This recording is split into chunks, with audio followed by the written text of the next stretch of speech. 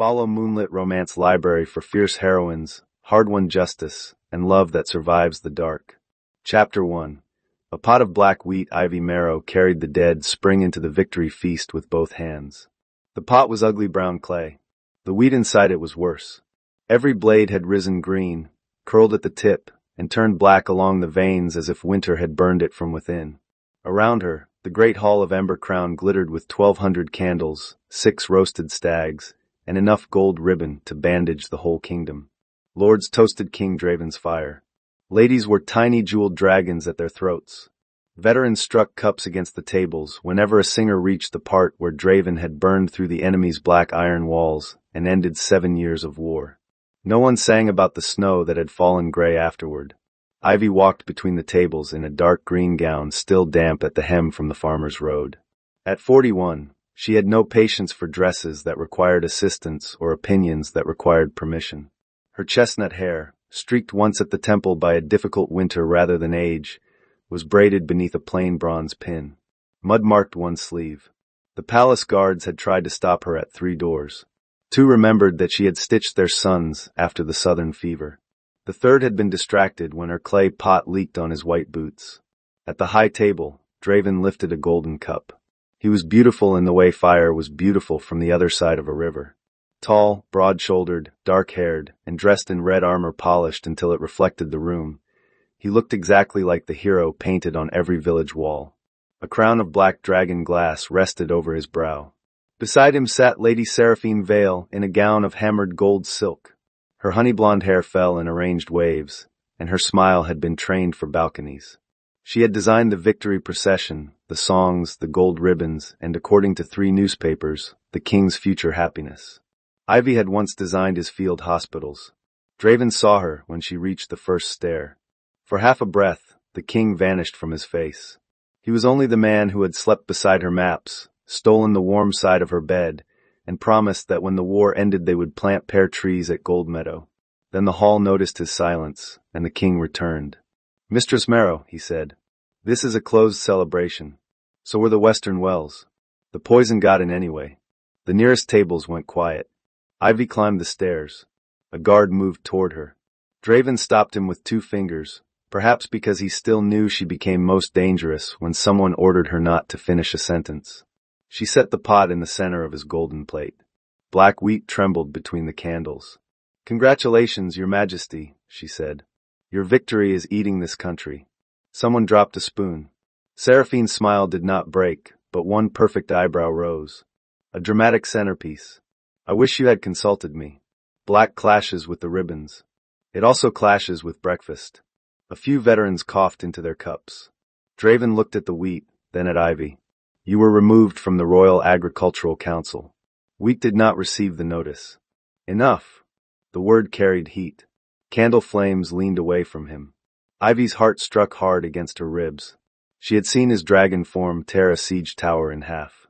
She had also seen him cry over a 3-legged camp dog. The dangerous thing about loving a man who became a dragon was not forgetting his claws. It was remembering his tenderness and mistaking memory for evidence. "The first meltwater reached Gold Meadow 9 days ago," she said. 3 days later the roots blackened. Goats miscarried near Ash Run. A clean water bore abandoned 4 springs he has used for years. The gray fall from your last campaign carried black salt into our snow. General Mock, a thick-necked man whose mustache looked surprised to be attached to him, slapped the table. "Dragonfire leaves fertile ash. Every soldier knows it. Every soldier also knows ale improves singing. Neither fact survives measurement." Laughter escaped from the lower tables before fear swallowed it. Draven's jaw tightened. The royal alchemist has already prepared a cleansing treatment. Tomorrow the fields around the capital will be green. Paint a corpse and it remains inconveniently dead. You came here because you cannot bear to see me move forward. That hurt more than she had prepared for. She looked at Seraphine. The younger woman sat very straight. A diamond dragon curled around her wrist, its ruby eyes bright in the candlelight. Ivy returned her gaze to Draven. "You are free to marry a trumpet if praise is what warms your bed. I came because children drink from wells downhill of your triumph." This time the laugh was larger. Even Seraphine's mouth twitched before she caught it. Draven rose. His cup bent beneath his hand. "Arrest her." Two guards approached. Ivy allowed them to take her arms. She had made the wheat visible. That had been the first task. As they turned her, Draven descended one step. "You always believed being correct made you kind," he said softly. "No. I believed being honest gave us time. You preferred a woman who made time look festive." His face changed. For one foolish instant, grief moved through it. Then he caught her chin between his fingers, forcing her to look up. "Do not speak of my future queen that way." Ivy had endured exile from the council, farmers spitting at her gate because the palace called her alarmist, and the sight of another woman's portrait replacing hers in Draven's private rooms. His thumb pressed into the bruise beneath her jaw. She reached behind her, seized the nearest silver pitcher, and poured 3 pints of raspberry wine over his crowned head. The great hall inhaled as one creature. Red wine streamed down the king's face and into his heroic collar. Ivy handed the empty pitcher to General Mock. "Now the ribbons match," she said. Seraphine made a sound suspiciously like a choked laugh. Draven wiped wine from his eyes. "Take her to the military map room. Lock every door." As the guards dragged Ivy away, she saw the black wheat dripping onto his gold plate. For the first time that night, no one sang. Chapter 2. The boar introduces a man. The military map room had 6 doors, 9 windows, and one enormous relief model of the kingdom that made Ivy want to correct its rivers. The guards locked her inside and stationed themselves in the corridor. She stood alone beneath painted dragons and tried not to think about what came after public treason. Draven would not execute her. Probably. He disliked waste, and he still owned 3 shirts she had mended. She crossed to the relief map. Tiny green hills rose around blue glass rivers. Red stones marked the path of the final campaign. The army had burned the black iron wall at Harrow Pass, then moved north along the Whitewater Basin. The same basin fed Gold Meadow, Ash Run, the capital, and half the kingdom's wells. "You vain, magnificent fool," she whispered. Something crashed beyond the eastern door. A guard shouted. Another man cursed with considerable imagination. Wood splintered. The door burst inward. A red-haired boar thundered into the room with a strip of gold feast ribbon hanging from one tusk. He was the size of a pony, broad through the shoulders, with russet bristles, black clever eyes, and a pale crescent mark above his snout. Mud flew from his hooves. He skidded across the polished floor, struck the relief model, and sent 3 decorative mountains into the western sea. "Bristle!" Ivy shouted. He sneezed at the map as if it had been inaccurate on purpose. Ivy had met him 7 years earlier during the first dry summer of the war. She had been kneeling beside a spring in Briarwood, testing water after 6 soldiers fell ill. A wild red boar had emerged from the ferns, sniffed the pool, and refused to drink.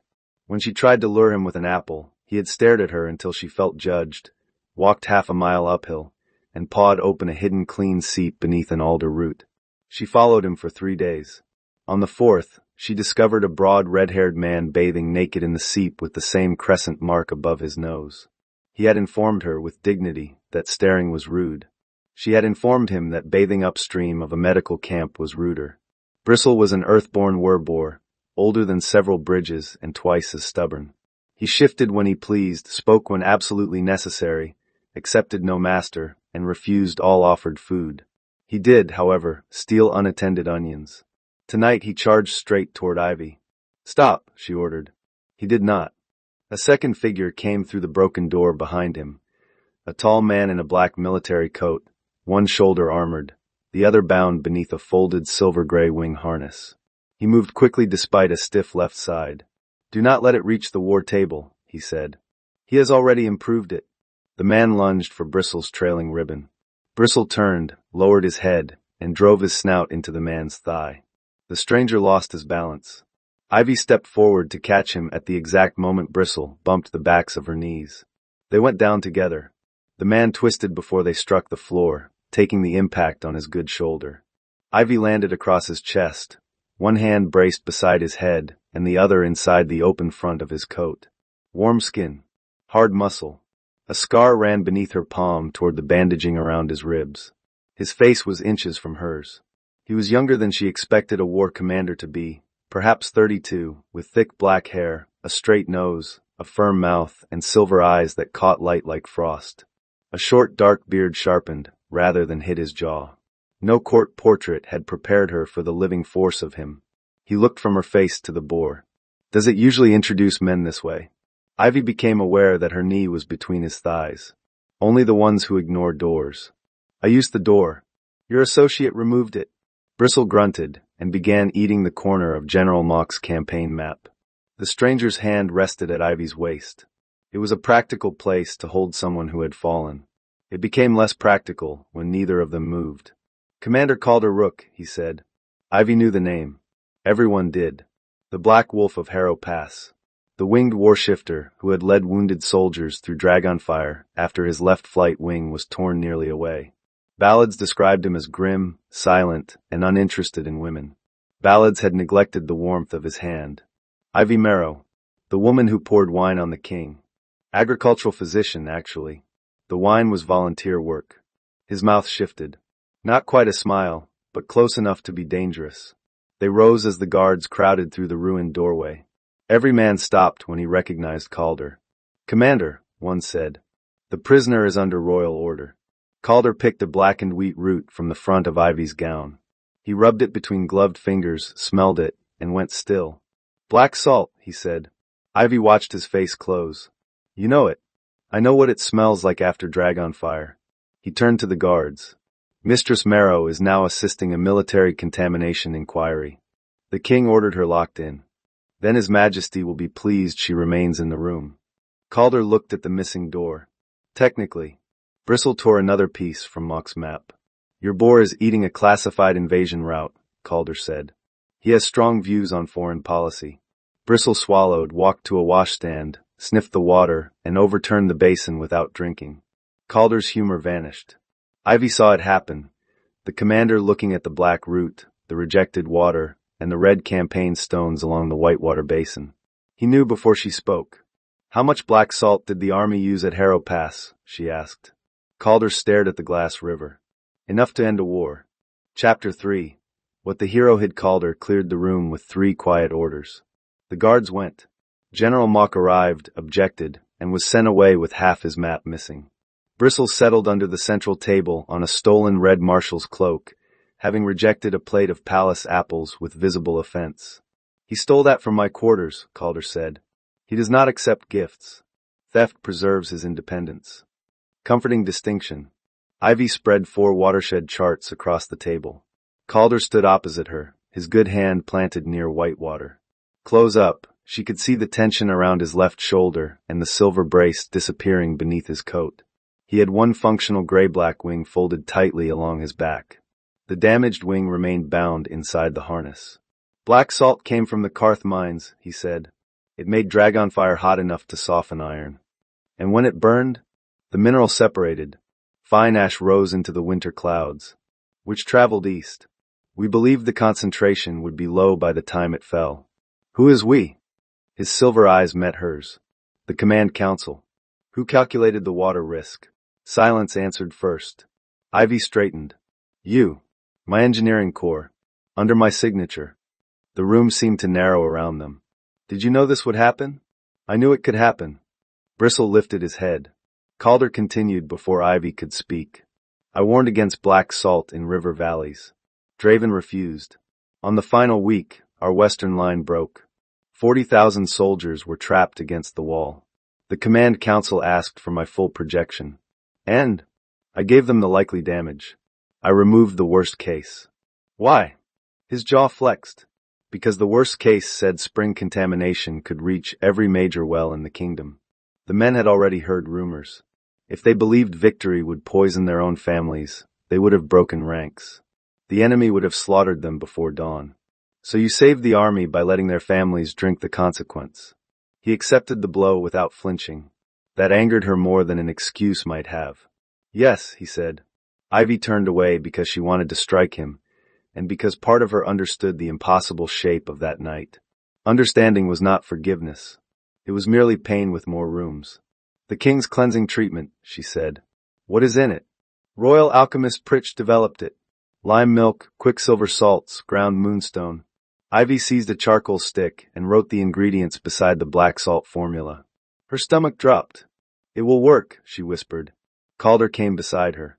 You sound unhappy about that. It will make the soil look clean. Lime releases the black mineral from clay. Moonstone binds it into water. The roots stop absorbing poison, so the blades turn green. And the poison? She drew a long black arrow beneath the soil line.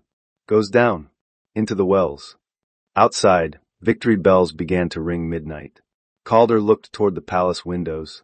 The treatment wagons left at dusk. How many? 200. Ivy gathered the charts. We stopped them. Draven will not recall them on our word. Then we need something he cannot turn into a jealous woman's complaint. Calder's gaze cooled at the phrase. Is that what he called you? Among other promotions. He is fortunate the war ended. I have more time for personal disappointments now. There it was, so dry she nearly missed it. Not a threat exactly, but a place where one could be stored. Ivy rolled the last map. I need access to the treated fields at dawn, the Army's black salt records, and every engineering map of the Whitewater Basin. Granted. You cannot grant the records without the king. Calder unfastened a heavy iron key ring from his belt and set it in her palm. His fingers closed hers around it. Mistress Marrow, the Army has spent 7 years learning that I can grant almost anything if I look tired enough. His hand lingered one heartbeat. Why help me? She asked. Because you are right. That has never impressed anyone at this palace. It is not the only reason. His gaze dropped briefly to her mouth. Heat moved under her skin, startling and unwelcome, and not entirely unwelcome. Bristle rose, crossed the room, and used one tusk to push the keys more firmly into Ivy's hand. Then he returned to the cloak. Calder stared after him. Did Abor just approve our military alliance? Do not become vain. He may only want your cloak permanently. Cruel creature. He has excellent judgment. This time Calder smiled fully. It changed his severe face so completely that Ivy forgot, for one hazardous second, what they were trying to save. Chapter 4. Green fields, dead fish by sunrise. The fields east of Ember Crown were green. Crowds lined the road to see them. Yesterday the wheat had been mottled black. Today it stood bright beneath banners bearing Draven's golden dragon. Alchemist Pritch rode between the rows in a white carriage, bowing as if he had personally invented spring. Ivy arrived on a black army horse with Calder beside her and Bristle trotting behind. Bristle had retained the red marshal's cloak. It dragged through every puddle and made him look like a revolutionary carpet. Your dignity appears to be leaving the city, Ivy told Calder. It was expensive. He likes the lining. I also liked the lining. At the demonstration field, Draven stood on a raised platform with Seraphine and the Royal Council. His wine-stained armor had been replaced. His expression suggested that everyone else should also forget the wine. People of Ember Crown, he called, fear has been answered by action. The royal treatment has restored our land in a single night. Cheers rose. Ivy dismounted. Calder's hand closed around her waist to steady her. She did not require steadying. Her body did not object. Draven saw it. The king's eyes fixed on Calder's hand until the commander removed it with deliberate slowness. Interesting, Ivy thought. Annoying, but interesting. Alchemist Pritch held up a green stalk. He was a small, pink man with soft white hands and a chain of emerald bottles across his chest.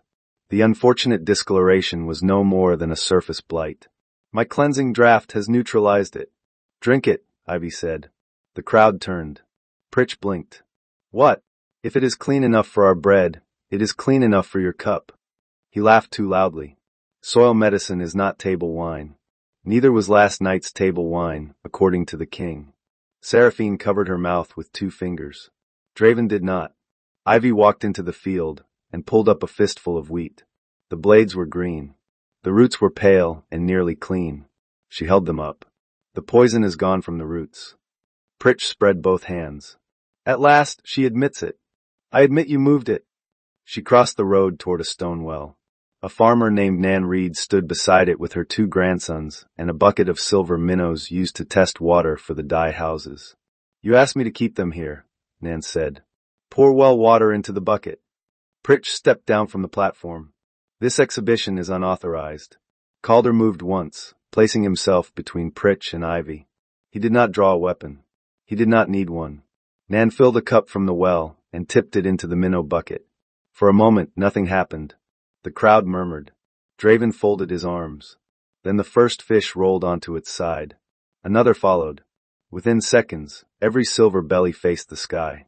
The cheering stopped. Nan's youngest grandson swayed beside the well. "Tom," she said. The boy vomited onto the stones and collapsed. Ivy reached him first. His lips were pale, pulse rapid. "How much did he drink?" "1 cup," Nan cried. "Only one." Around the field, people began staring at their water flasks. Panic moved faster than cavalry. Ivy forced the boy's mouth open, gave him charcoal paste from her satchel, and ordered Calder to bring the vinegar salts. He knelt in the dirt without hesitation, holding the child upright while Ivy worked. Draven descended from the platform. "Clear the road. Give her space." For one breath he sounded like the man she had loved, quick in crisis and free of performance. Then Seraphine whispered something to him. He looked at the watching crowd and raised his voice. "This may be an isolated well. No one will draw conclusions until the royal alchemist completes his tests." Ivy looked up from the sick boy. "The fish have completed theirs." Pritch tried to retreat toward his carriage. Bristle stepped into his path. The alchemist went left. Bristle went left. He went right. Bristle went right. "Control that animal," Pritch snapped. The boar shifted. Bones rolled beneath red bristles. In their place stood a broad, naked man with rust-colored hair, a thick beard, and the pale crescent over his nose. The marshal's cloak settled around his shoulders just in time to preserve public order. The crowd gasped. Bristle looked at Pritch. "Not animal." His voice was deep and rusty from disuse. He took the emerald bottle chain from Pritch's chest, sniffed it, and dropped it into the minnow bucket. The water around the bottles clouded black. "Bad dirt medicine," he said. Then he became a boar again and sat on Pritch's boots. Pritch squealed. The crowd laughed, fear cracking just enough for thought to enter. Calder looked at Ivy over the child's head. "Can the boy be saved?" "Yes." "He drank little, and we caught it early." Nan clutched Ivy's shoulder. "What about everyone else?" Ivy looked across the impossible green field. Beyond it stood the capital, every roof shining in the spring sun, every kitchen drawing water for morning bread. "Close every treated well," she said. "Now." Draven's face hardened. "Closing the capital's wells will cause a riot. Leaving them open will cause funerals. You do not command this city." Calder rose beside her, one hand still stained with the child's charcoal medicine. "Today," he said, "she commands every soldier carrying a water key." Draven stared at his commander. Calder removed the black iron marshal's seal from his coat and placed it in Ivy's muddy hand. "By emergency war law," he said, loud enough for the crowd, "the Army Engineering Corps answers to the chief contamination physician until the water is secure." Ivy felt the weight of the seal. It was not a romantic gift. It was more intimate than one. Behind Draven, Seraphine's golden smile had disappeared. On the road, church bells began to ring the warning for poisoned water. Chapter 5. The Woman Who Hated Dragons. By noon, every public well in Ember Crown wore a red rope. By 1, the city had decided thirst was a conspiracy. People crowded the river stairs with pots, helmets, flower vases, and one silver baptism bowl whose priest insisted was being used for practical holiness. Calder's soldiers brought sealed water barrels from the northern hills. Seraphine sent palace servants to distribute cups, then ordered gold ribbons tied around each cart. "Does ribbon improve water?" Ivy asked when she saw them. Seraphine stood in the palace yard holding a list and refusing to look tired. "No. It improves crowds. People queue more peacefully for something that appears intentional." Ivy disliked how sensible that was. The words poison emergency would be more honest. The words free clean water are more useful to a frightened mother. "We may both be right, Mistress Marrow. Try not to suffer visibly." Before Ivy could answer, a mud-spattered rider galloped through the gate. "Ash Run has seized an army treatment wagon," he called. "The farmers are holding the dragon engineers." Calder emerged from the armory fastening his coat. "Casualties?" "Not yet. A woman named Joanna Bell has a grain hook at Captain Vera's throat." Ivy knew Jo. Everyone who studied the western farms did. 46, widowed, broad-shouldered, famous for sweet corn cakes and language that could sour cream. Her daughter Lucy had died 6 days earlier after drinking snowmelt from a pasture ditch. The palace had called it spring fever. Ivy mounted before anyone invited her. Ash Run lay 2 hours west. Calder's black horse matched hers stride for stride. Bristle ran beside them in boar form, snout low, turning away from every stream they crossed. "How long have you followed him?" Calder asked. 7 years. Does he always know clean water? Earthborn senses. He says water remembers stone. He said 4 words this morning. A productive month for him. Calder's mouth tilted, then flattened as they crested the hill. Below, 200 farmers surrounded a treatment wagon beside a half-built earth dam. 6 dragon engineers stood with their hands raised. Their captain was a tall woman with deep brown skin, braided black hair, and copper scales along her temples. One folded bronze wing showed beneath her work cloak. Joe Bell held a grain hook beneath her chin. Your fire killed my girl, Joe said. Your medicine came to finish the rest. Captain Vera did not move. Blood ran from a stone cut above her eyebrow. I built the gray dam to keep ash from the river. I did not make the treatment. You wore the same uniform. Yes. The simple answer checked Joe for half a heartbeat. Ivy dismounted outside the ring. Joe. Joe's face twisted when she saw her. You told the council the snow was wrong. They called you bitter. I believed them. So did half the kingdom. Lucy believed me. Grief made the hook shake. Ivy walked closer. Calder stayed 1 step behind. He could have disarmed Joe before she blinked. Ivy knew it from the stillness in him. He did not steal the choice from her. I cannot ask you to forgive a dragon, Ivy said. I cannot ask you to stop hating anyone today. I am asking you not to kill the engineer, who can tell us where the poison was sent. Joe's eyes cut to Vera. Can she? Vera swallowed against the blade. The army changed my dam orders after construction. I designed sealed holding banks. General Mock ordered drainage gates added beneath them. Why? Ivy asked. To release collected ash into the ground after inspections. The dams were never meant to contain it. They were meant to hide it until the victory tour passed. Anger rippled through the farmers. Calder's face turned lethal. Did you sign the alteration? I signed because Mock said refusal would disband my entire mixed-blood engineering company. I told myself gates could be sealed later. Vera looked at Joe. I was a coward in a clean coat. Your daughter paid for it. Joe's mouth trembled. Then the earth beneath the treatment wagon groaned. Bristle screamed. It was not a pig's squeal but an earthborn warning, deep enough to shake birds from the hedges.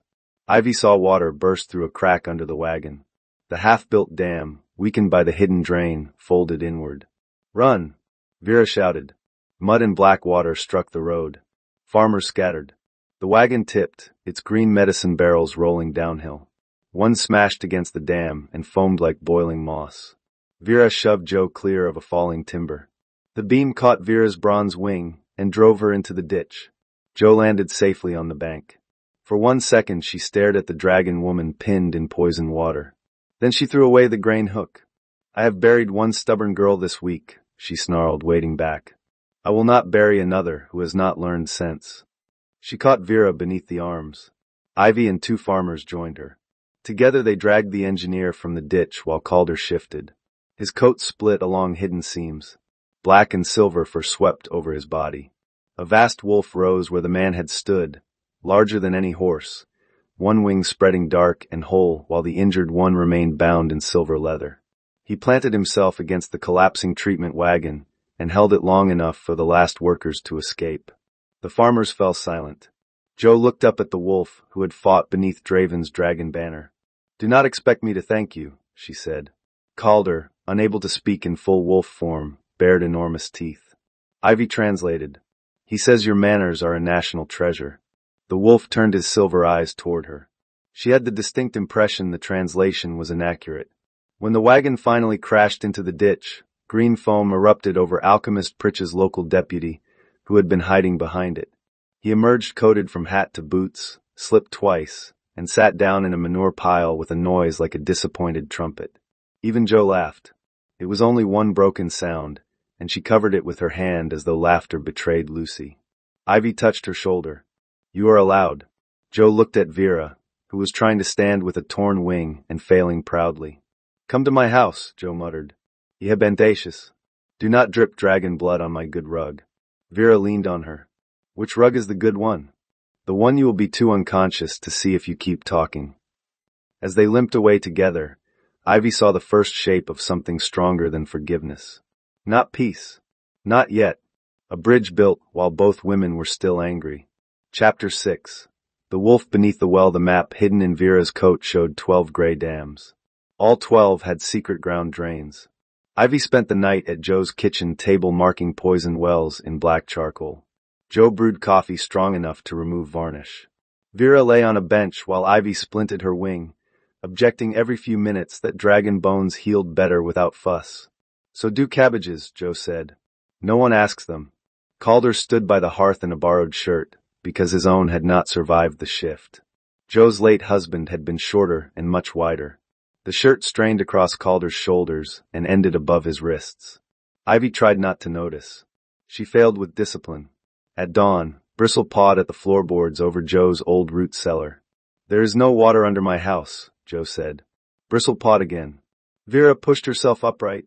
"The old Whitewater inspection tunnel runs near this farm. Mock's map says it was sealed." "Mock's map also says the western hills are 3 miles farther north," Ivy said. Bristle ate the corner, but I doubt he moved them. They opened the cellar. Behind shelves of turnips, Calder found a stone arch mortared shut. One blow from his good shoulder cracked it. A second opened darkness beyond. Cold air smelled of mineral water and metal. Ivy lit a lamp. "I am going down." "We are going down," Calder said. "Your wing brace is bent. Your sense of self-preservation is missing. We all travel imperfectly." Joe handed Ivy a rope. "If either of you starts flirting underground, remember I own the rope." Ivy nearly dropped the lamp. Calder accepted the coil with grave dignity. "Your hospitality is unusually specific. I was married 23 years. Nothing is unusual after year 9. The tunnel descended beneath the farm. Bristle led them, refusing puddles fed from the south and drinking only where clear water dripped from limestone. Ivy marked each direction. Calder followed close enough that his chest brushed her back whenever the passage narrowed. At the lowest chamber, they found the buried drain. Green treatment water poured through an iron grate and vanished into a deep natural well. "This feeds the village pumps," Ivy said. Calder's voice came rough behind her. "How long until it reaches them?" "It already has." Stone cracked overhead. The old tunnel had been weakened by the dam collapse. Ivy turned as the ceiling came down. Calder struck her from the side. They hit the floor behind a stone support. His body covered hers. A slab smashed across his back with a sound she felt through his ribs. The lamp went out. For several seconds there was only dust, darkness, and Calder's breath against her ear. "Are you hurt?" he asked. "No. You?" "I have been more comfortable." His good wing curved around them, a shelter of warm feathers and bone. Ivy touched his shoulder and found the brace twisted. Something wet soaked his shirt. "You are bleeding." An overrated detail. That is a soldier's way of saying yes while wasting syllables. She felt for the edge of the fallen slab. Too heavy. Bristle snorted somewhere beyond the rubble, then began digging with furious hooves. Calder shifted partly beneath her. "There is space to the left. Crawl when I lift." "With what arm?" "The attached one." He braced beneath the stone. Muscle tightened along his back. Ivy could feel pain trembling through him, though his voice remained level. The slab rose an inch. She crawled through, turned, and caught his wrist. Bristle broke open the far side at the same moment. Together they pulled Calder clear before the support collapsed. They emerged into Joe's cellar gray with dust. Vera took one look at Calder's brace. "That wing is displaced." "Thank you, Captain. I had mistaken the sensation for dancing." Joe pointed toward the pantry. "There is a table. Ivy keeps medical supplies there. I am taking Vera and the boar outside." "Why the boar?" Ivy asked. Joe looked between her and Calder. "Because unlike certain educated people, I recognize a closed door as a medical instrument." She herded everyone out. Ivy helped Calder remove the ruined shirt. Beneath it, linen wrapped his chest and left shoulder. Every inch of him was covered appropriately, but propriety did little against the sight of his back, the powerful line of his good shoulder, and the silver-black feathers emerging above the bandages. "Sit," she said. He sat on the table. Even then they were nearly eye to eye. Ivy cut away the outer wrap. The injury was old and terrible, a deep burn across the joint where the damaged wing joined his back. Fresh blood marked the edge. "Harrow Pass." Draven's final fire wave turned unexpectedly. Unexpectedly? He was trying to reach the wall. "I was carrying men out beneath it." Ivy's hands stilled. "He burned you. He ended the war. Those truths can stand in the same room." Calder looked at her. You make crowded rooms. I was told being correct made me unkind. Being correct while someone bleeds can be annoying. It is not unkind. She cleaned the wound. His breath changed when her fingers pressed beneath the wing joint, but he did not move away. This will hurt, she warned. You poured wine on a dragon king. I assumed pain was part of the consultation. She reset the brace in one swift motion. His hand closed around her hip. Ivy froze between his knees. He was breathing hard now. His forehead nearly touched hers. One broad hand held her waist, the other gripped the table edge. Better, she whispered. Ask me in a less distracting position. You put me here. I was injured. My judgment suffered. And now?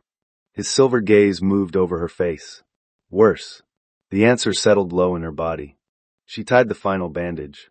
Calder's thumb moved once against the curve of her waist, so lightly it might have been accidental if the man had not looked like he planned battles around smaller movements. Ivy, he said. No one had made her name sound like both a request and a warning. She leaned closer. Outside, something heavy struck the pantry door. They both shut their eyes. Then Bristle's human voice came through the wood. Pritch man running. Kingdo sight. I had begun to admire his restraint. They ran outside in time to see the green-coated deputy fleeing across Joe's cabbage patch. Joe stretched out one foot. He tripped, rolled downhill, and vanished headfirst into the duck pond. Medical emergency concluded, Joe said. Ivy looked at Calder. Dust silvered his dark hair. His borrowed shirt hung open over clean bandages. Heat still lived between them. Later, he said quietly. It was not a question. To her own surprise, Ivy answered, yes. Chapter 7. The Fountain Turns Black. Seraphine's victory procession began the next morning. Ivy could not decide whether this was stupidity or strategy until she saw the crowds. People frightened by poisoned wells filled the Avenue of Kings because staying home meant listening to empty pipes. Seraphine had replaced the military songs with water instructions. Golden parade wagons carried sealed barrels. Performers handed out charcoal packets. Children wore ribbons printed with clean water only. She turned a celebration into emergency distribution overnight, Vera said, her wings strapped beneath a blue work cloak. Joe scowled. She also put her face on every barrel.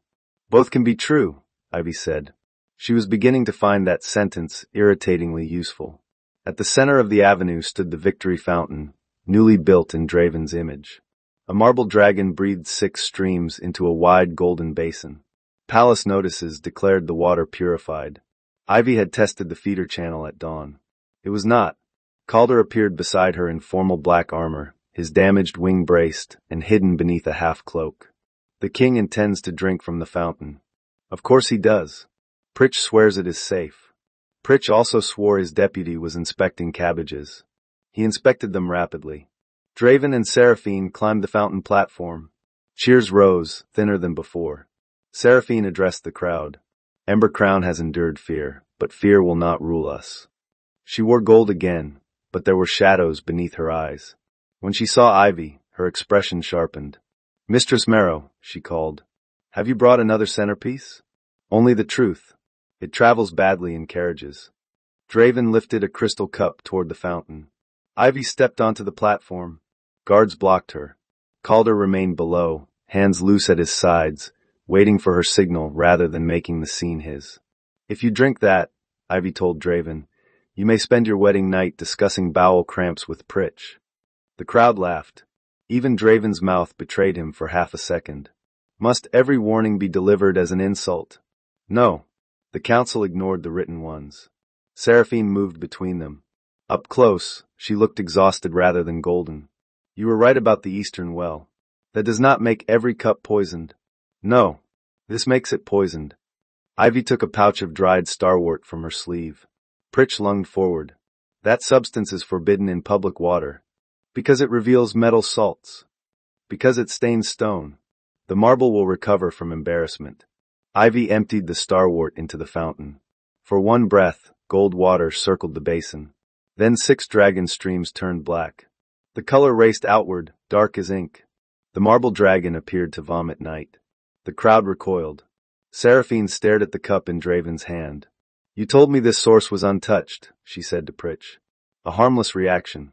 Decorative herbs. She snatched the cup from Draven and flung its contents into Pritch's face.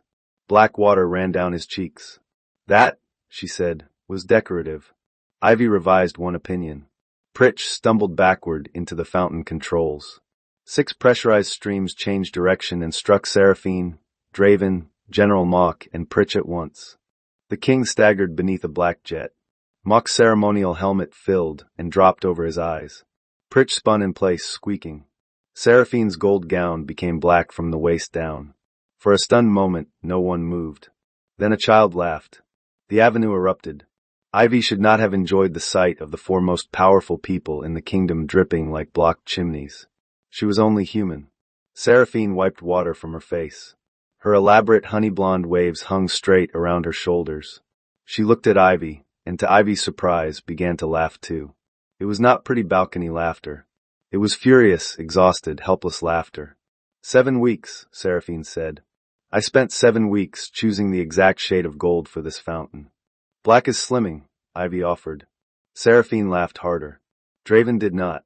He seized Ivy's arm and pulled her behind the marble dragon, away from the crowd. You humiliated the crown. The crown climbed into a poisoned fountain by itself. You cannot keep doing this. Neither can the water. His grip tightened. Calder appeared on the platform without seeming to cross the distance. Release her, he said. Draven's dragon heat steamed the water on his armor. Remember whom you serve. At present, the person preventing mass poisoning. Ivy removed Draven's hand herself. Do not make me fetch more wine. She turned to the crowd. The fountain is closed. The northern carts are safe. Every district will receive a testing station before dusk. If a well turns starwort black, do not boil it. Boiling concentrates the poison. Bring the old, the sick, and children to the hill cisterns first. Clear instructions quieted panic better than gold ribbons or royal fire. People began repeating her words down the avenue.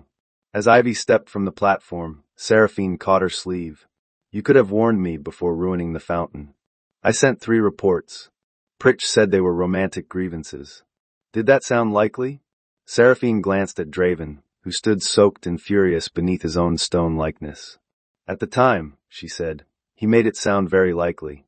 Ivy studied her. And now? Seraphine looked at the black water. Now I think I may have mistaken a woman with mud on her hem for a woman beneath me. A common palace illness. Is there a treatment? It usually involves falling into something unpleasant. Seraphine looked down at her ruined gown. Then I am recovering beautifully. Chapter 8. The king's offer. Draven summoned Ivy to the royal bathhouse at midnight. She considered refusing. Then his message said he had seized Pritch's private formula books, and duty dragged her where affection no longer could. Calder insisted on waiting outside. I can handle Draven, Ivy said. I know. Then why are you coming? His silver eyes lowered to her mouth with infuriating calm. Because knowing you can handle a dragon does not mean I enjoy leaving you alone with one. The answer warmed her all the way through the cold marble corridor. Draven waited beside the central bathing pool in a black robe, his dark hair still damp from the fountain. Servants had filled the water with green cleansing foam, perhaps because the palace possessed no sense of irony. On a table lay Pritch's books. Ivy reached for them. Draven covered the top volume with his hand. Hear me first. The wells are moving faster than your speeches. I was wrong to remove you from the council. She looked at him. An apology from Draven had once been rarer than snow in July. This one came without witnesses. That made it more real and less useful. You were right about the ash, he said. You were right about Pritch. Return to the council. Stand beside me when we announce the solution. What solution? We say the poisoning is contained to the capital basin. We distribute hill water and treat the sick. The spring tour continues. It is not contained. It must be. Ivy understood then. He was not asking her to solve the disaster. He was asking her to make the disaster fit the victory. You still think reality works for you, she said. I think kingdoms survive on belief. Our enemies are watching. If they see weakness, children are vomiting black water, and you are worried the neighbors will think your crown looks small. Fire brightened beneath his skin. I ended the war. Yes. And now we must survive how you ended it. He paced away, then turned. For a moment his anger fell, leaving a tired man in a dark robe. Come back to me, Ivy. The words struck the old, tender ruin in her chest. Seraphine? She understands statecraft. She will understand this. You intend to dismiss her as you dismissed me? I intend to correct a mistake. Ivy almost pitied him. He believed women were roads he could retrace when the chosen one became inconvenient. I am not the room you returned to after discovering the ballroom is cold. We were good together. We were at war. Crisis made your attention feel like devotion. Peace showed me the difference. His face tightened. Is this about Calder? This is about water. Your inability to imagine a woman thinking while an attractive man is nearby remains your own medical concern. Draven caught her wrist. You loved me. I did. Then stop punishing me. That was the final insult. The belief that consequences were something she had invented for him. Ivy stepped in, twisted her captured wrist the way camp nurses learned around drunken soldiers, and drove her knee hard into his thigh. The Dragon King stumbled. She hooked his ankle with hers and shoved. Draven fell backward into the bathing pool. Green foam exploded to the ceiling. He surfaced with bubbles on his crownless head and murder in his eyes. The bathhouse doors opened. Calder entered, took in Ivy's free wrist, Draven in the pool, and the formula books on the table. Did I miss anything? He asked. The king slipped on statecraft. Calder removed his gloves finger by finger. A dangerous surface. Draven surged toward the pool edge. Calder put one boot on the marble, where the king meant to climb out. Move, Draven snarled. You seized the chief physician during a contamination emergency. Under war law, that is interference with medical command. I am the law. No. You are wet. Ivy bit the inside of her cheek. Calder crouched, silver eyes level with Draven's. His voice remained quiet. Touch her against her will again, and I will arrest you before your own bath attendants. I would prefer not to. The paperwork would be repetitive. Draven looked past him to Ivy. You would let him threaten me? I already handled you. He is adding minutes to the official record. She picked up Pritch's books. Outside the bathhouse, Calder fell into step beside her. Your knee, he asked. Fine. His pride. Uncertain prognosis. They walked in silence until the corridor turned dark between lamps. Calder stopped. When he asked if this was about me, you did not answer. Ivy looked up. Were you listening at the door? Military hearing. Jealousy, Commander? No. The answer came too quickly. She stepped closer. That is disappointing. His good wings shifted behind him. I have no claim on you. A claim and a feeling are different things. I am aware. Are you? He backed her gently against the stone wall, one hand braced beside her head. He did not touch her anywhere else. The absence became its own kind of contact. Ivy, he said. I stood outside that door imagining 6 legal reasons to remove a king's hand from your wrist and 12 illegal ones. Do not mistake restraint for indifference. Her pulse climbed. You forgot one thing. What? I removed it first. Pride flashed warm in his eyes. That was the only part one enjoyed. She lifted one hand to his coat, feeling his heartbeat beneath the black cloth. Then a palace bell rang 3 sharp notes. Engineering emergency. Calder rested his forehead against hers for one frustrated breath. Later, Ivy murmured. You have said that once already. Then survive long enough to collect. Chapter 9. The map of the coming flood. Vera spread the full military water map across the council table at 2 a.m. She had stolen it from General Mock's locked archive with Seraphine's key. Borrowed, Seraphine corrected, still wearing a plain blue dress because her gold wardrobe was drying. A theft requires an intention to keep the object. I intend to display it publicly and ruin several careers. Joe, who had arrived with 3 farmers and a basket of corn cakes, nodded approval. I am starting to like her. It is upsetting. The feeling is mutual, Seraphine said. Your coffee damaged a silver spoon. Weak spoon. Ivy leaned over the map. Black channels marked groundwater beneath the whitewater basin. 12 gray dams sat above them. Green lines showed where treatment wagons had spread Pritch's solution. Blue arrows showed the spring flood. All of them converged beneath Gold Meadow. Ivy's family valley. The mountain thaw is early, Vera said. 3 days of warm rain have filled North Lake. When the flood reaches the gray dams, it will flush every buried deposit into white water. How long? Calder asked. 5 days. 6 if the northern temperature falls. It will not. Seraphine stared at the blue arrows branching from Whitewater to the kingdom's eastern cities. How many wells? Ivy counted the districts in her head. Most of them. Joe stopped chewing. Vera unrolled a second sheet. There is one containment route. The old saltmarsh channel. It began west of Gold Meadow and ended in a vast abandoned marsh where nothing grew. The channel had been blocked 30 years ago to create the fertile valley Ivy's mother had planted. Open the old gray levee, Vera said. Move the flood through Gold Meadow. The valley's clay bowl will catch the heaviest sediment. The remaining toxic water enters salt marsh, where we seal it with lime and dragon glass. No one spoke. Ivy saw her mother's pear trees, the farmhouse porch, 40 tenant cottages, the hill where she had buried her father. Seed grain selected over 3 generations. If the poison flood crossed that land, Gold Meadow would not grow food again in her lifetime. Other routes? She asked. Vera shook her head. North sends it through 3 villages. South sends it directly under Ember Crown. Holding the dams means they burst unpredictably. Who can order the levee opened? Seraphine asked. Calder looked at Ivy. She knew the old law. Gold Meadow was freehold land, not royal land. Only its owner could surrender it to a public flood channel. I can, she said. Joe whispered, Oh, Ivy. Calder's face had gone still in the way it did when pain was too large for movement. Ivy traced the flood line with one finger. Why was this not in the command council projection? Vera looked at Calder. The room changed. He did not evade her. It was. Ivy lifted her head. The worst case report I removed, he said. This was the final page. She had thought she understood his guilt. She had not understood that it had her orchard drawn inside it. You knew Gold Meadow was the barrier. I knew it might become one. You watched me spend 4 years restoring that valley after the army stripped it. Yes. You let me believe the danger began this spring. I did not know the ash concentration until you brought the wheat. But you knew where the bill would be sent. Calder came around the table. Ivy stepped back. He stopped instantly. That restraint hurt too. I chose 40,000 soldiers, he said. I told myself a possible future loss could not outweigh men dying in front of me.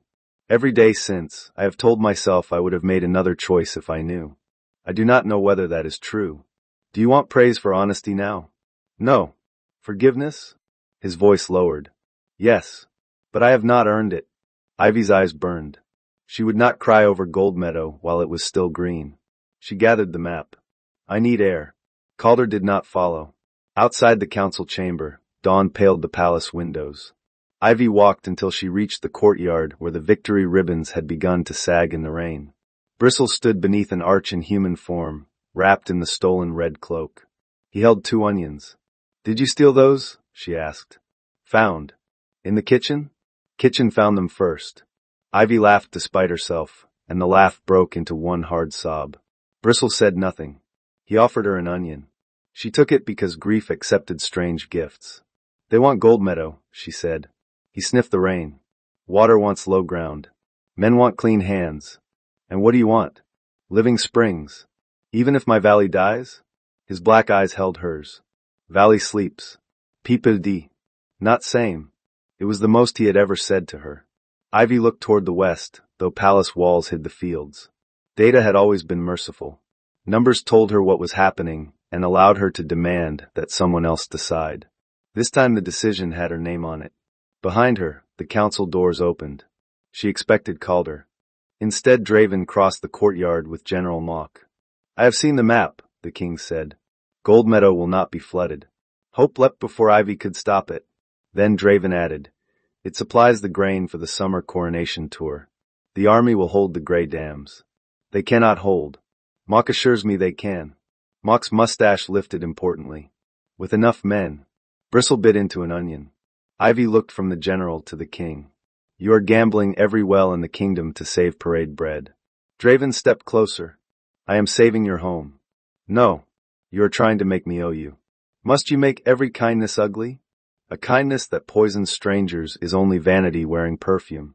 Mock reached for the map in her hand. Bristle shifted into a boar and struck him behind both knees. The general sat hard in a rain barrel. The map remained dry. Draven closed his eyes. That creature will be removed from the palace.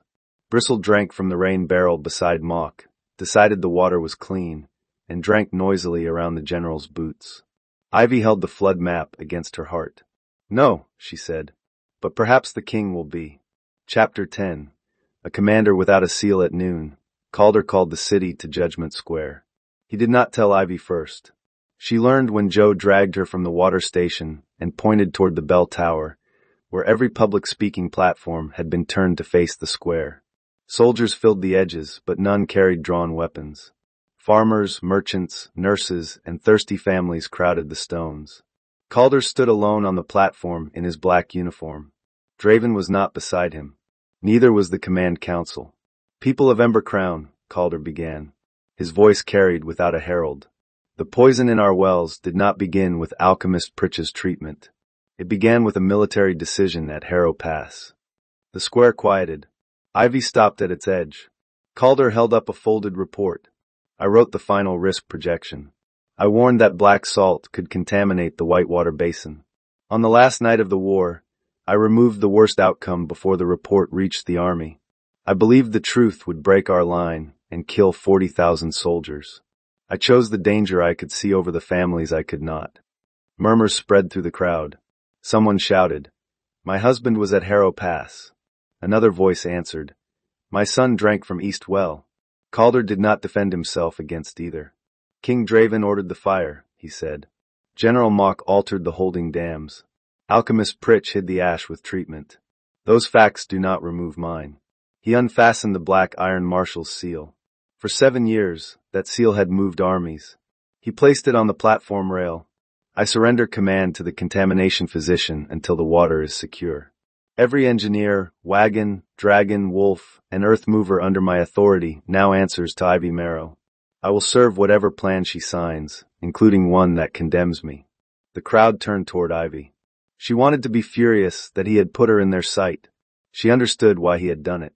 Trust could not be passed privately, while blame remained public. Draven pushed through the soldiers, red cloaks snapping behind him. "This assembly is dismissed. Commander Rook, take back your seal." Calder faced him. "No." The single word rang louder than the bell. Dragon heat rippled around Draven. "You swore blood service to the crown. I swore to defend the kingdom. Today, those are not the same task." The crowd reacted like a field under wind. Draven saw Ivy. "You planned this." "I was testing water. Some of us have continued working during your tragedy." He stepped onto the platform and seized the marshal's seal. Bristle, concealed beneath the steps in boar form, thrust his snout between the boards. The platform jumped. Draven lost the seal. It flew in a neat black arc and landed in Ivy's water bucket. The crowd laughed. Draven looked down through the boards. Bristle looked up. "Boar," the king said with dreadful calm, "I have eaten your kind at winter feasts." Bristle sneezed on his boots. Ivy retrieved the seal from the bucket. Water ran over her hand. Calder descended and stopped before her. "The engineering corps is yours. You cannot buy forgiveness with an army. I know. You cannot make me choose Goldmeadow because you confessed. I know. Stop agreeing. It is extremely irritating." For the first time that day, warmth touched his eyes. "I know." She nearly struck him with the seal. Instead she asked, "Will your soldiers obey me?" Calder looked back at the ranks. "Ask them." Ivy climbed onto the platform. She held up the flood map, not the seal. "In 5 days, mountain water will break the gray dams," she said. "If we do nothing, poison enters nearly every well east of Whitewater. We can divert it through Goldmeadow into Salt Marsh. The valley will be lost. The kingdom will drink." The words came harder in public. "Goldmeadow is my land," she continued. "Its law requires my signature. I have not yet given it. Before I do, every family in the valley must be moved, every seed vault emptied, every grave recorded, and every animal driven north. I will not sacrifice people because powerful men already sacrificed enough without asking." Joe climbed onto the platform beside her. "My farm is in the lower valley," she told the crowd. "My Lucy is buried there. I will move her marker myself. Open the road." Vera joined them, her injured bronze wing bound tight. "My engineers will cut the channel." Seraphine appeared in plain clothes with a stack of palace supply lists. "The victory wagons can move 8,000 people in 2 days if we remove the decorative dragons." Joe eyed the lists. "Remove them." Seraphine sighed. "I knew you would say that." One by one, soldiers knelt. Not to Calder. To the work. Chapter 11. No more golden lies the first orphan collapsed before sunset. St. Ara's home had been drawing from a private well behind the laundry. Because it did not appear on the city map, no red rope had closed it. 23 children drank breakfast porridge made with poisoned water. Ivy arrived to a hallway full of crying. Small bodies lay on blankets. Nurses moved between them with charcoal, vinegar salts, and clean water. Ivy knelt beside a girl whose golden victory ribbon had been used to tie back her hair while she vomited into a basin. Seraphine stood in the doorway. Her face went white. "Why are they still wearing those?" she asked. The matron looked up. "The palace sent them yesterday. The children thought the king's dragon would keep them safe." Seraphine touched the ribbon at the girl's hair. Ivy expected her to retreat. Palace people often mistook witnessing pain for helping with it. Instead, Seraphine rolled up her sleeves. "Tell me what to do." For 6 hours she carried basins, washed bedding, and held children who were afraid of the medicine. Her gold-painted nails broke. A boy vomited on her shoes. She removed the shoes and kept working barefoot. Near midnight, the smallest child stopped breathing. Ivy worked over him while the room held still. She pressed his chest, cleared his mouth, and breathed for him until his lungs remembered. When he cried, Seraphine sank against the wall. "I told them to wear the ribbons," she whispered. Ivy washed her hands. The ribbon did not poison him. It told his matron everything was under control. "So did I. You believed the king's reports." "I wrote the reports." There it was. Seraphine looked older without stage light, though she could not have been more than 35. After the war, men came home missing limbs. Villages had no roofs. Draven woke screaming and burned holes in his sheets. The council said the kingdom needed a perfect victory, or it would split apart. I knew how to make crowds believe. I thought belief would give us time to rebuild. Then belief became easier than rebuilding. Yes, and I became very good at making every woman who questioned him look jealous, hysterical, or plain. Ivy sat beside her. "You were especially inventive with plain." Seraphine winced. "The pamphlet about your boots was beneath me. It said they resembled 2 widowed turnips. That line was Pritch's.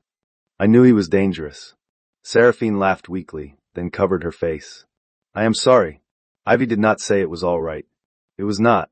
She gave Seraphine a clean cloth. "Be useful longer than you were cruel," she said. "We will see what the balance says." Seraphine lowered her hands. "That is a terrible forgiveness speech." "It is not one." "Good. I would distrust you if it were easy." At dawn, Seraphine climbed onto her own golden wedding wagon in the palace square. She carried an axe. Crowds watched as she chopped down the carved dragon arch meant for her bridal procession. Vera's engineers removed the gilded seats. Joe's farmers loaded water casks in their place. Draven came down the palace steps. "What are you doing?" Seraphine struck the arch again. "Gold would split, ending our engagement." The crowd gasped. "This is not the time for theater," Draven said. She planted the axe in the wagon rail. "You taught me there was always time for theater. I am finally choosing a useful production." She held up copies of the king's sealed orders to keep the spring tour moving after the poisoned wells were known. "These go to every town crier," she said. "No more golden lies." Draven reached for the papers. Joe drove the water wagon between them. The carved dragon head, loosened by Seraphine's axe, fell from the arch and landed over Draven's shoulders like a ridiculous wooden helmet. His head emerged through the dragon's open mouth. The square went silent. Joe looked him over. Improvement. Seraphine climbed onto the driver's bench beside her. "Gold Meadow," she ordered. Joe snapped the reins. "I am still deciding whether I like you. Please decide slowly. I perform badly under emotional pressure." The wagon rolled west carrying clean water, empty seats, and 2 women who had every reason to despise one another. Ivy watched it go and loved them both a little. Chapter 12. The valley she chose to lose Gold Meadow smelled of pear blossoms and rain. Ivy stood beneath her mother's oldest tree, while 8,000 people packed their lives into carts. The valley moved around her in clear tasks. Seed sacks loaded, goats counted, doors marked empty, graves mapped, medicine chests tied shut. No one asked whether the flood was coming anymore. They asked how much they could carry. Joe organized the lower farms with the authority of a field general and the vocabulary of a dock worker. Vera directed engineers along the old gray levee. Seraphine turned every decorative wagon in the victory train into transport for children, elders, and chickens. The chickens disliked gold upholstery and expressed this democratically. Alchemist Pritch arrived under guard to identify stored chemicals. He stepped into a wagon, sat on a gilded cushion, and discovered that 12 chickens had occupied it first. His scream briefly improved morale. Ivy entered her farmhouse for the last time. The kitchen table still bore knife marks from her childhood. Dried rosemary hung above the hearth. On the mantel stood a clay pear her mother had shaped with clumsy hands during her final illness. Ivy put it in her satchel. Behind her, floorboards creaked. Calder stopped in the doorway. He had worked for 30 hours without removing his coat. Mud covered his boots to the knee. The marshal's seal remained with Ivy. "The North Road is clear," he said. "All bedridden residents are out. Vera needs your approval on the second charge line." In a minute, he waited. That was what finally broke her. Not comfort offered too soon, but his willingness to stand in the house she was losing and let it matter. "My mother planted every pear tree," Ivy said. "People told her the soil was too wet. She dug drainage by hand." Calder looked through the window at white blossoms moving in the wind. "She was stubborn. You would have liked her. Would she have liked me? Not for several years. A generous woman." Ivy laughed, and tears came with it. Calder crossed the room slowly enough to let her refuse. When she did not, he drew her against him. His embrace was careful around the satchel and fierce everywhere else. Ivy pressed her face to his chest and allowed herself 1 minute of being held. "I am still angry with you," she said. "You should be. I may be angry for a long time. I have survived winter campaigns. This will be less organized. I assumed." She leaned back. "Do you regret telling me?" "No. I regret giving you reason to need the truth from anyone else." There was no plea in his face. No demand that honesty erase harm. Ivy touched the scar at the edge of his collar. "And what do you want from me?" His hand tightened at her waist. "Everything I have no right to ask for. That is not an answer. Your trust. Your temper. Your muddy boots beside mine. The sound you make when you are trying not to laugh at a councilman. A locked door and enough time to collect 2 postponed promises." Heat rose through her grief. "Very specific. Yo encoded specificity." Ivy kissed him. It was not gentle. Nothing in her felt gentle. Not the valley, not the flood, not the weeks of wanting him while hating what he had hidden. Calder made one rough sound and lifted her onto the edge of the kitchen table. His mouth answered hers with disciplined hunger losing discipline by degrees. His good wing opened around them, shutting out the white window light. Ivy's hands moved into his dark hair. His palms slid from her waist to the small of her back, drawing her closer until no uncertainty fit between them. The pantry door shifted. Calder froze. Ivy stared over his shoulder. Bristle stood in the hall in boar form. For one terrible second, she expected him to charge. Instead he reached back with one hind hoof, pushed the farmhouse door closed, and sat outside it facing away. Calder looked at the door. "I forgive the cloak." Ivy kissed him again. They did not have enough time for every promise. They had enough for one long kiss, one whispered later, and the knowledge that later was no longer an evasion. At sunset, Ivy climbed the levee with the legal order in her hand. The entire valley waited beyond the boundary stones. She read the names of every farm being surrendered. She read the names of the 2 cemeteries, the school, the mill, and her mother's orchard. Then she signed. The pen did not shake until the final letter. Vera pressed her bronze engineer's seal beneath it. Joe placed Lucy's grave marker on the last wagon. Seraphine lowered every gold victory banner. Calder handed Ivy the first torch. "Tomorrow," he said, "we open the valley." Thunder answered from the mountains. The flood was coming early. Chapter 13. The king blocks the levee. North Lake broke before dawn. The warning horn sounded while the valley sky was still black. Water roared through the upper gorge, hours ahead of Vera's calculation. Engineers ran to the charges. Farmers drove the final livestock toward high ground. Ivy rode along the levee with the marshal's seal against her chest and rain cutting her face. Then red dragon banners appeared on the eastern road. Draven had brought the royal guard. 300 armored soldiers formed a line across the levee. General Mock rode at their head, mustache protected by a tiny silver rain shield attached to his helmet. Behind him stood Pritch and 6 green treatment wagons. Joe stared. "His mustache has a roof." "Focus," Vera said. "I am focused on why we lost a war for 7 years while funding that." Draven rode forward in red armor. By royal order, the demolition is cancelled. Ivy urged her horse between the armies. Calder moved beside her, unarmed. The flood reaches the Grey Dams in less than 2 hours, Ivy said. Pritch will reinforce them with binding foam. Behind the king, one treatment barrel leaked green bubbles onto the road. His foam dissolves in floodwater. Pritch lifted his chin. A malicious simplification. It becomes somewhat less firm. It becomes soup. Structured soup. Even Mock looked at him. Draven dismounted. Rain ran from his dark hair. I will not let you destroy your home because Calder frightened you with his guilt. I signed the order. Under pressure. The pressure is a mountain lake. He lowered his voice. When this panic ends, you will see I protected you. Ivy felt something inside her become calm. Draven did love her, in the way a king loved a country on a map, beautifully, possessively, and without asking the people living there what they needed. You never protected me, she said. You protected the version of yourself reflected in my eyes. When I stopped admiring you, you found a brighter mirror. His face went pale beneath the rain. I am offering you everything. You are offering me my own land in exchange for everyone else's water. I am your king. Not in this decision. She held up the signed flood order and Calder's martial seal. Draven snatched for it. Calder caught his wrist. The air ignited. Draven's human shape expanded into red scales and wings. Calder shifted at the same instant, black-silver wolf rising through torn rain seams. One great wing spread over Ivy. Soldiers reached for weapons. Calder's wolf roar shook the levee. Then he stepped back. He returned to human form, rain streaming over bandaged shoulders beneath his split uniform. No civil war, he told his soldiers. Put down your weapons. Protect the evacuees. One by one, the engineering corps laid spears in the mud.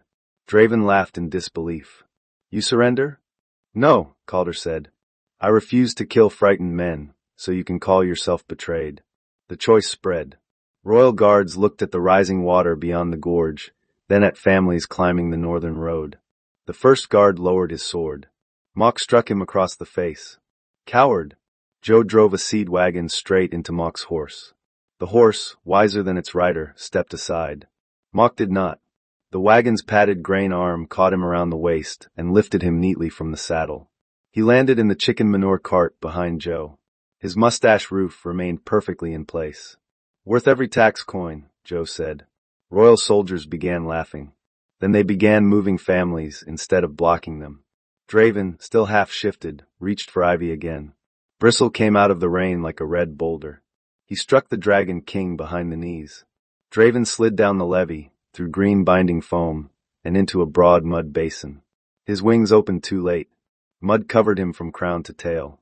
Bristle stood above the basin and grunted. Not animal, he reminded him. Vera climbed onto the charge platform. The first blast line is underwater. We cannot open the planned channel. Ivy looked toward the gorge. Black floodwater had reached the upper stones. The plan had failed before it began. Chapter 14. The river beneath the orchard panic broke along the levee. Vera shouted calculations to her engineers.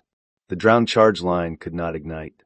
The second line would crack the levee but send water through North Village, where the last evacuation wagons were still climbing. There must be another outlet, Ivy said. Not on the map, Vera answered. Bristle lifted his muddy snout. He ignored the flood, turned toward the pear orchard and ran. Follow him, Ivy shouted. She and Calder raced after him between white-blossomed rows. Water began spilling over the far bank. Bristle stopped at the oldest tree, pawed once, then shifted into human form. River below, he said. Ivy remembered her mother's stories. Before the levee, Gold Meadow had been a marsh cut by many streams. One old channel had vanished beneath the orchard. The root cellar, she said. They reached the farmhouse as floodwater entered the yard. Beneath the pantry, Ivy found the stone drain her mother had sealed 30 years earlier. It was wide enough to carry a river toward Salt Marsh. Vera arrived breathless. She studied the angle. If we blast here and at the lower orchard wall, the old channel will take the first surge. North Village stays dry. What happens to the farmhouse? Calder asked. Vera looked at Ivy. It goes first, Ivy said. There was no time to mourn twice. Engineers placed dragonglass charges in the cellar. Seraphine arrived with the last victory wagon and began unloading lime sacks. Joe brought every farmer strong enough to carry one. Above the orchard, Draven climbed from the mud basin and roared orders no one obeyed. Pritch tried to flee in a treatment wagon. Seraphine stepped into its path, holding the axe from her wedding carriage. Where are you going? To secure my laboratory. The kingdom is flooding. Sensitive instruments dislike water. So do children. She cut the wagon harness. The horses trotted free. The wagon rolled backward down the wet slope. Pritch jumped, caught his robe on a hook, and swung into one of his own open barrels. Green foam swallowed him to the neck. My formula, he shrieked. The barrel tipped into a shallow irrigation pond and bobbed there, leaving him coated, floating, and entirely unable to escape. Structured soup, Seraphine called. At the levee, General Mock's deputy tried to burn Vera's maps. Joe slapped the torch from his hand with a wet seed sack. The deputy stepped backward onto a water wheel. It turned, lifted him over the bank, and dropped him into the same manure cart as Mock. Occupied, Mock complained. Move your roof, the deputy said. Vera confronted the command officer who had forged her damn alterations, General Orsic. He drew a sword. You signed the gates, he said. You fall with me. I signed in fear, Vera answered. Today I am correcting the work. She hooked an engineering lift cable around his armor and struck the release. A counterweight dropped. Orsic rose 20 feet into the air and stopped upside down from the levee flagpole, his cloak hanging over his face. Put me down. Vera checked the knot. After inspection, Ivy reached the cellar with the final ignition cord. Calder caught her arm. Once you light it, we have 40 seconds. The floor may collapse sooner. Then do not be slow. Ivy. She looked at him. His face held everything there was no time to say. Do not rescue me before I finish, she said. The lower fuse must catch. I will give you 30 seconds. 35. 32. You bargained badly for a man in love. His silver eyes burned. 33, and I carry you whether you approve or not. Agreed. Ivy descended into the cellar. Water poured through cracks around the old drain.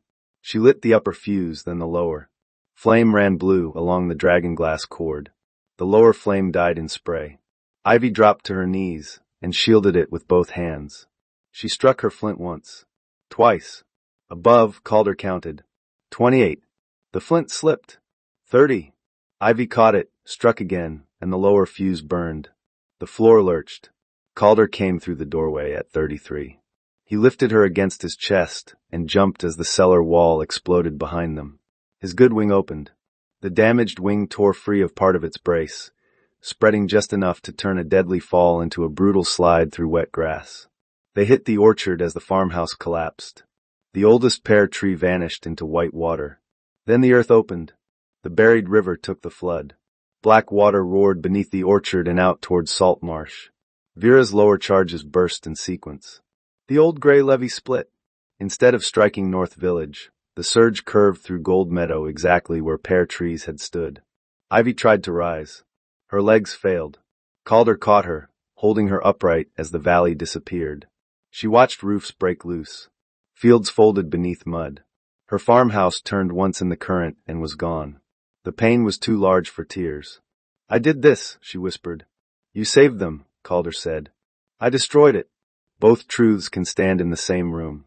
Her own words returned without softening anything. Ivy gripped his coat and remained standing. Across the high road, thousands of people watched their valley drown. Joe lifted Lucy's grave marker. Vera raised her engineer's torch. Seraphine took down the final golden banner. One by one, the people of Gold Meadow raised whatever they carried, seed sacks, shovels, water cups, children. Not in celebration. In witness. The flood thundered into Salt Marsh. Far to the east, the kingdom's wells remained clear. Chapter 15. The judgment after victory 3 days later, rainwater in Ember Crown tested clean. 7 days later, white water ran below danger level. 10 days later, King Draven stood trial in the same great hall where Ivy had served him black wheat. No songs opened the proceedings. Farmers filled the feast tables. Nurses sat in the Lord's chairs.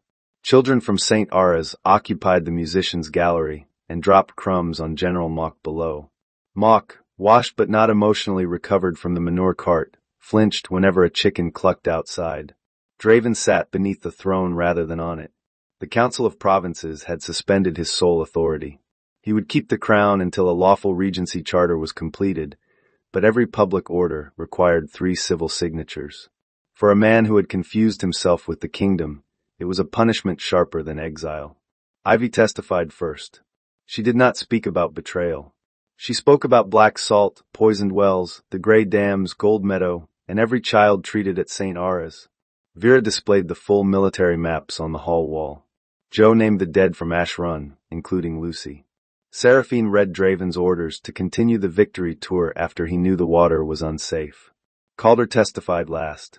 He wore no marshal's seal. I concealed the worst projection, he said.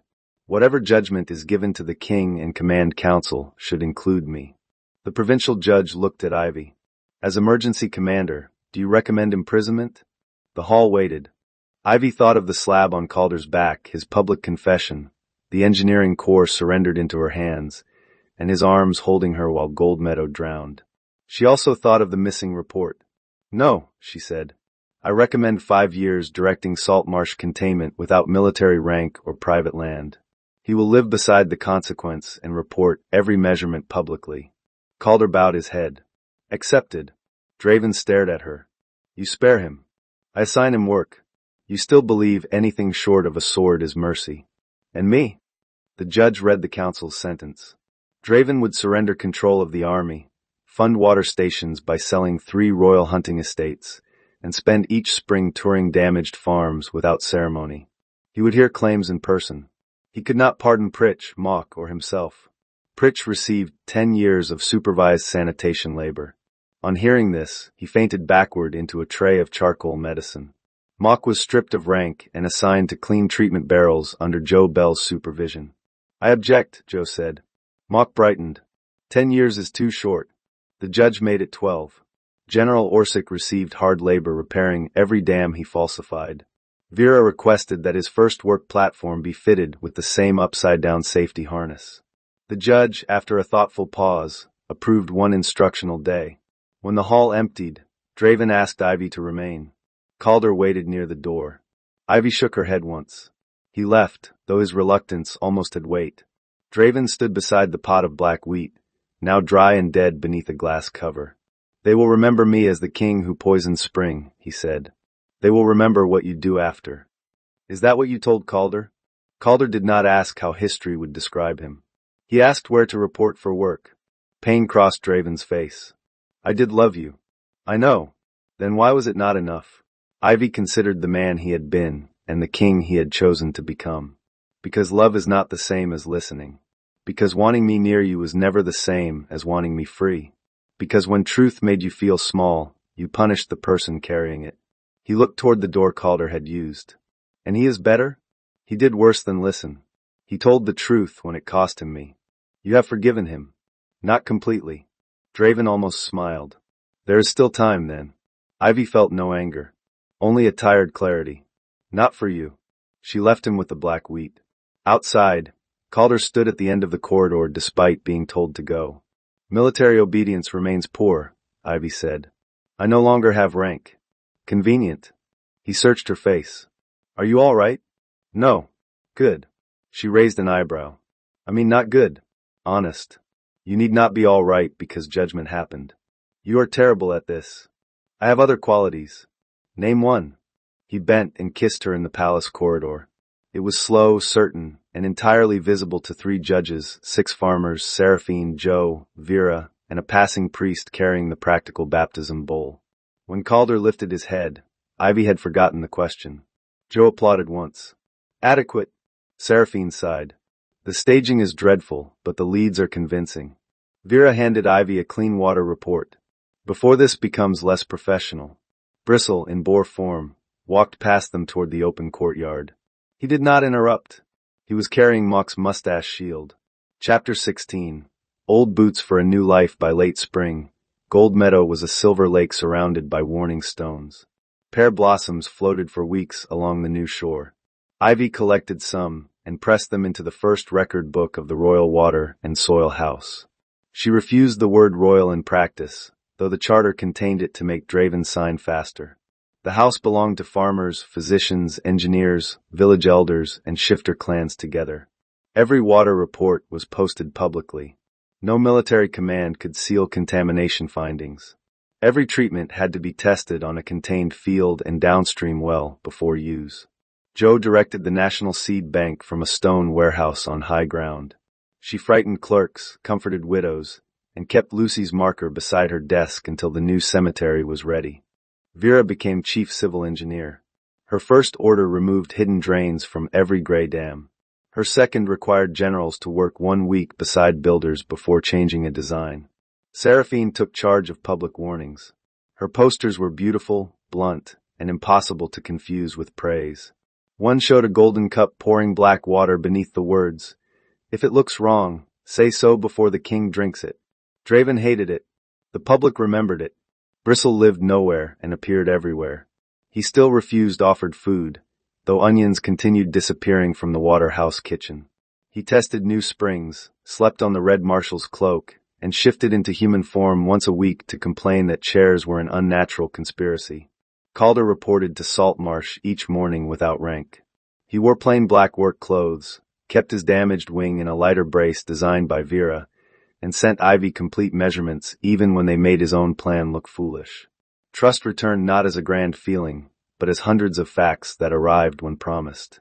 One evening he found Ivy planting young pear trees on the high ridge above the drowned valley. "The soil is too thin here," he said. "My mother heard that often. Then I withdraw the objection. I fear hereditary stubbornness." Ivy sat back on her heels. Mud covered her green skirt. Wind had pulled chestnut strands from her braid. She was tired in the satisfying way, with work behind her rather than disaster ahead. Calder held out a long wooden case. Inside lay a new iron command bar engraved with the seals of every province and shifter clan. "What is this?" "Permanent civil authority over the engineering corps during water, crop, or medical emergencies. It cannot be withdrawn by one ruler." Ivy stared at him. "You gave me an army. Engineers. Armies break things. Engineers complain about how armies broke them. This is not a normal courtship gift. I have seen normal courtship. It involved a fountain and went badly." She closed the case. "I have something for you too." From beneath the pear saplings, she drew a pair of old brown leather boots. They had belonged to her father. Vera had reinforced the left one to support Calder's uneven balance when his wing brace grew painful. "They are ugly," Calder said. "They are excellent in mud. I love them. You have not tried them. I am learning to trust experts." He pulled them on. They fit. Then he knelt in the dirt before her. Ivy's heart stumbled. "Calder, this is not a proposal." "Oh, you sound disappointed." "I sound muddy." He smiled and took her hands. "I will not ask you to bind your life to mine while my 5 years at Saltmarsh have barely begun. I am asking whether I may build beside you. No crown, no command, no promise that pain becomes noble because we survived it. Only work, truth, and whatever joy we can make without lying about the cost." Ivy looked at the drowned valley, the new trees, and the extraordinarily handsome man kneeling in her father's ugly boots. "You may," she said. "On probation." "How long?" 5 years seems fashionable." "Cruel woman." "Correct woman." He rose and drew her close. "Both truths can stand in the same room." "You have overused that sentence." "I had a good teacher." He kissed her beneath the first new pear tree. His hand rested at the small of her back. Her fingers curled into his black hair. His good wing opened against the evening wind, sheltering them without hiding the lake. From the tool shed came a soft wooden knock. Bristle stood inside in boar form. He looked at them, looked at the open door, and used one hoof to swing it shut between them and the workers beyond. Then he stole an onion from the shelf and left through the back. Ivy laughed against Calder's mouth. Below them, clean water moved through a country that had finally learned victory was not the end of responsibility. Above it, pear leaves opened. Follow Moonlit Romance Library for more brave women, dangerous devotion, and justice beneath the moon.